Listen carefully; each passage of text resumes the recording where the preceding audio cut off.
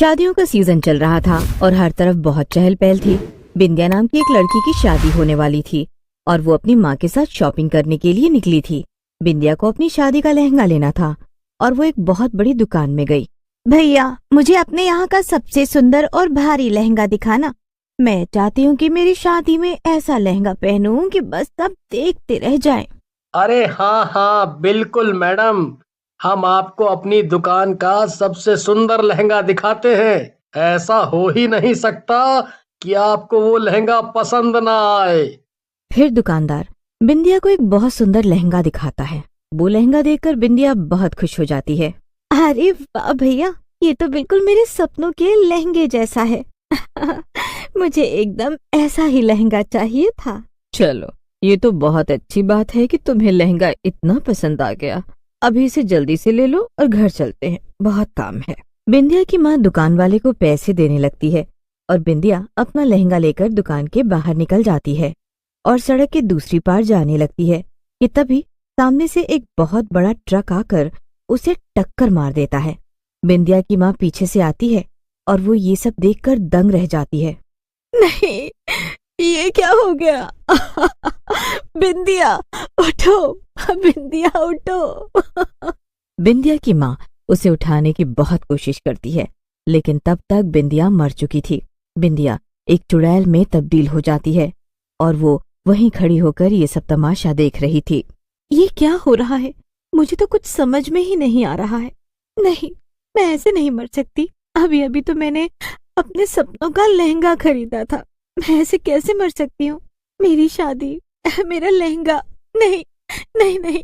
थोड़ी देर में कुछ लोग आते हैं और वो बिंदिया की लाश और उसकी माँ को वहां से लेकर चले जाते हैं। चुड़ैल वहीं खड़ी होकर अपनी माँ को और अपनी लाश को वहां से जाते हुए देखते हैं।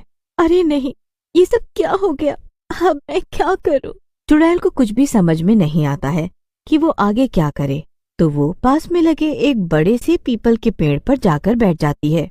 2 दिन बीत जाते हैं और चुड़ैल अब तक वहीं बैठी थी। अचानक से उसका ध्यान उस दुकान पर जाता है जहाँ से उसने अपना लहंगा खरीदा था। बिंदिया की माँ उसका लहंगा वापस लौटाने आई थी। अरे नहीं, ये क्या? माँ तो मेरा लहंगा वापस लौटा रही है। अब मैं क्या करूँ? ऐसे तो दुकानदार उस लहंगे को फिर किसी और को बेच देगा। नहीं नहीं, मैं अपना लहंगा किसी और के पास नहीं जाने दूंगी। वो सिर्फ मेरा लहंगा है और उसे सिर्फ मैं ही पहनूंगी। चुड़ैल मन ही मन में ठान लेती है कि वो अपने लहंगे को किसी और की नहीं होने देगी और वो हर हाल में अपने लहंगे को वापस पाकर ही रहेगी। जब चुड़ैल की माँ वहां से चली जाती है तब चुड़ैल दुकान के अंदर जाती है। चुड़ैल को दुकान में आता देखकर सभी लोग डर जाते हैं। मुझे बस मेरा लहंगा चाहिए और कुछ भी नहीं। दुकानदार चुड़ैल की बात सुनकर हैरान हो जाता है। वो चुड़ैल से डरते डरते पूछता है, लहंगा? कौन सा लहंगा? वही लहंगा जो अभी अभी मेरी माँ वापस करके गई है। वो सिर्फ मेरा लहंगा है और वो मैं तुम्हें किसी और को नहीं बेचने दूंगी। ओह, अब मैं समझा। तुम शायद उसी लड़की की आत्मा हो जिसकी 2 दिन पहले एक्सीडेंट में मौत हो गई थी। देखो, मुझे माफ करना, लेकिन तुम्हारी माँ इस लहंगे को लौटाकर इसके पूरे पैसे वापस ले गई है। मैं अब तुम्हें ये नहीं दे सकता हूँ। नहीं, मुझे मेरा लहंगा वापस चाहिए। मैं कुछ भी सुनना नहीं चाहती। देखो, मैं तुम्हें अभी अच्छे से समझा रहा हूँ, चुपचाप यहाँ से चली जाओ। अगर मुझे गुस्सा आ गया तो मैं अभी किसी बाबा या तांत्रिक को बुलाकर तुम्हें एक बोतल में बंद करवा दूंगा। ये सुनकर चुड़ैल थोड़ा डर जाती है। वो दुकान से चुपचाप बाहर निकल जाती है, लेकिन अब चुड़ैल उस दुकान पर पूरी तरह नजर रखने लगी थी क्योंकि उसने हार नहीं मानी थी। और एक दिन उसने देखा कि एक लड़की उसी का लहंगा खरीदकर दुकान से बाहर आ रही है। ये देखते ही चुड़ैल गुस्से से आग बबूला हो गई। इस लड़की की इतनी हिम्मत कि ये मेरा लहंगा पहनेगी। इतना कहकर चुड़ैल ने उस लड़की का पीछा करना शुरू कर दिया। उसका पीछा करते करते चुड़ैल आखिरकार उसके घर तक पहुंच गई। लड़की अपने घर के अंदर चली गई और चुड़ैल बाहर खिड़की से सब कुछ देख रही थी। आओ राधा, कैसी रही तुम्हारी शॉपिंग? क्या तुम्हें अपनी पसंद का लहंगा मिल गया? हाँ हाँ माँ, अरे मुझे तो मेरी पसंद से भी बहुत अच्छा लहंगा मिल गया है आज। मैं सच में बहुत खुश हूँ। जब मैं इसे पहन कर आऊंगी ना तो देखना सब मुझे। ये सब कुछ देखकर चुड़ैल को बहुत गुस्सा आ रहा था और उसे उस लड़की राधा से बहुत जलन हो रही थी। उसे कुछ समझ नहीं आ रहा था कि वो कैसे अपना लहंगा राधा से वापस ले। चुड़ैल मौका देखकर राधा के घर में घुस गई और जाकर उसके कमरे की अलमारी में छुप गई। तभी राधा अपने कमरे में उस लहंगे को लेकर आती है और उसे रखने के लिए अलमारी खोलती है, पर अलमारी में चुड़ैल को देखकर राधा जोर जोर से चिल्लाने लगती है। बचाओ बचाओ चुड़ैल! राधा चिल्लाते चिल्लाते बेहोश हो जाती है और उसके हाथ में पकड़ा लहंगा वहीं गिर जाता है। ये अच्छा मौका है, मुझे यहाँ से निकल जाना चाहिए, इससे पहले कि कोई यहाँ पर आ जाए। चुड़ैल लहंगा उठा के राधा के कमरे की खिड़की से भाग जाती है और जंगल की तरफ चली जाती है। अब ये लहंगा सिर्फ और सिर्फ मेरा है, कोई भी इसे मुझसे चुरा नहीं सकता। जल्दी से किसी शांत जगह पर जाती हूँ और इस लहंगे को पहनकर देखती हूँ। बड़ा मजा आएगा। चुड़ैल जंगल के बीचों बीच पहुंच जाती है और अपने लहंगे को पहन लेती है। उधर राधा के घर पर सभी लोग लहंगा चोरी होने की वजह से परेशान थे। राधा भी रोई जा रही थी और सबको यही बता रही थी कि उसका लहंगा एक चुड़ैल चुरा कर ले गई, पर कोई भी उसकी बात नहीं मान रहा था। तभी उसके घर की घंटी बजती है। राधा की माँ जाकर दरवाजा खोलती है। दरवाजे पर बिंदिया की माँ खड़ी थी। वो राधा की माँ से पूछती है, मैंने सुना है आपका लहंगा चोरी हो गया, अब क्या मैं आपकी बेटी से मिल सकती हूँ? शायद मैं आपका लहंगा वापस लाने में मदद कर सकूं।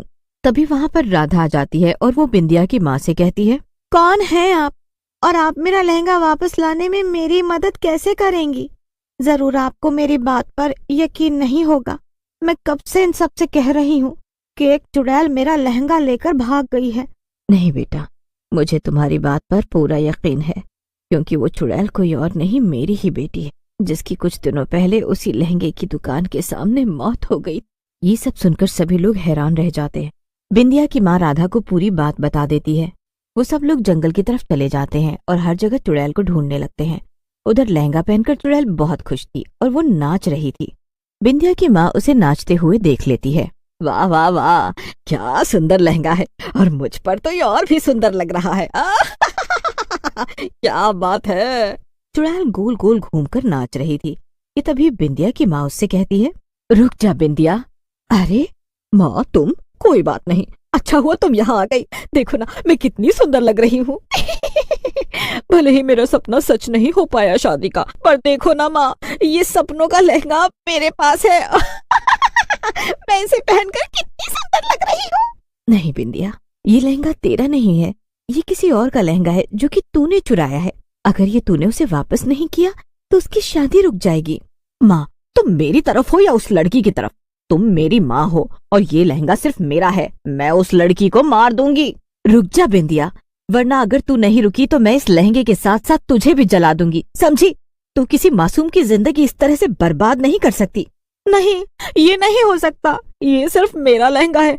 मैं इसे लेकर यहाँ से भाग जाऊंगी और फिर कभी यहाँ नहीं आऊंगी। अगर ये लहंगा मेरा नहीं हो सकता तो किसी और का भी नहीं होगा। इतना कहकर चुड़ैल एक पेड़ के ऊपर कूद जाती है और वहीं पर बैठ जाती है। पर तभी वहाँ पर वो दुकानदार आ जाता है जहाँ से उन लोगों ने वो लहंगा लिया था। रुक जाओ, ये देखो मेरे पास क्या है। ये लो चुड़ैल, ये लहंगा जो मेरे हाथ में है ये उससे भी ज्यादा खूबसूरत है। इसको पहनने पर तुम और ज्यादा खूबसूरत लगोगी। हाँ। चुड़ैल ये सुनकर पेड़ से नीचे कूद कर आती है और दुकानदार का लाया लहंगा देखने लगती है।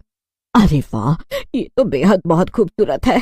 इससे ज्यादा खूबसूरत लहंगा तो आज तक मैंने नहीं देखा। चुड़ैल जल्दी से वो नया लहंगा पहन लेती है और पुराना लहंगा वहीं फेंक देती है।